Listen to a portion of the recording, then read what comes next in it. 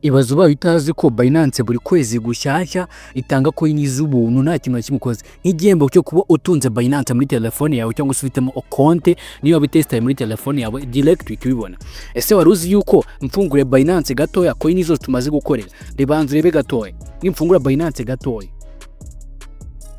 iyi ni Binance yanjye cyangwa se Binance yawe. Izi ni coin zose tugenda duhabaga na Binance nk'igishimwe cyangwa se navuga nishimwe kuri coin yose ibaye launched tubasha kuba twayibonaho copy tukabona ibice bike byayo uko izamuka mu gaciro akago tugenda tubona amacoin cyangwa se amafaranga mu buryo bumwe se cyangwa ubundi nkuko uzi evaluation ya cryptocurrency tubigize zamuka n'uburyo zimanukamo. Gusa niba ukeneye kumenya uburyo bizamuka n'uburyo bimanuka ku muri ryo nzabigusobanura. Niyo mpamvu ugiye kubwira ati ngwino nawe niba utunze Binance cyangwa niba utanayifite nawe mwere kubyo wayifungura kugira ngo uze ko wayijyamo. Okay, ubwo twagiye cyane nuko dutangire mwana kubwa yuko wakora subscribe kuri Profit 250 ahubwo yuko wakan like kuri video kugeza diwa ibiganiro byose tubaginizaho. Reka nkwe uko bigenda. Wishaka kubona link uraza ukaraza gutyo ukaragucyo kureba no video gutyo uri kuyireba ukaza kureba handitse muri video description. Video description ituzana hejuru ya mwa cyangwa se kuri title y'amagambo mo kimwe se ukaza kwa kundi ugiye gutera comment tunakanika bro gasuburu ukakandaho muri video description ukahita ukanda ku magambo itubona hejuru link uyibona bwa mbere uhita ukanda handitse ngo dore link wakanda kuri dore link ukahita ukandaho rimwe ugakandaho ikahita ifunguka gatoya gusa.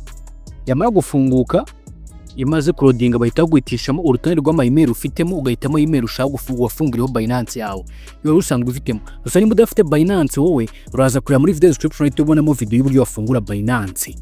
Ubwo itubona iyo video tegereze gato ya loading iyo mara loading kwande kuri stay here inamuka bayikubajije hanyuma tegereze loading gato nkwereke ushaka kubona ukabona bi loading gakeya kwa bikiri kuri YouTube ushaka kuyitushkana ku domo dutatu kujya bite biraningira muri Chrome twakande ko tuzana handitse ngo open browser.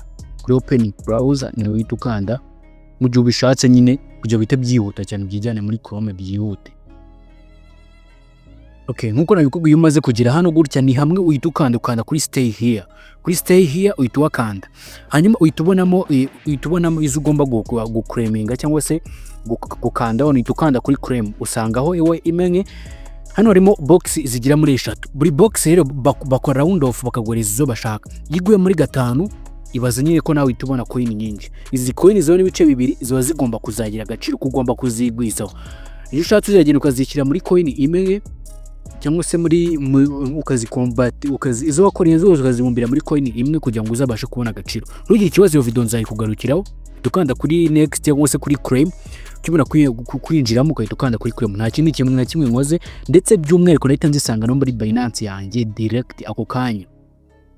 Ukaba kaza kwa mudukurikiye ushatse gutumira utumira hano ugakanda hano kuri copy mu gihe ubishatse ariko ni ku bushake bwawe nuko ngukora bikora intambwe kuyinyanga gushima kwa mwarebye ibintu bigane kubagize hano uri muri comment no video uri ko wagiye no muri group ya WhatsApp kugeza jye ubona ibiganiro byose.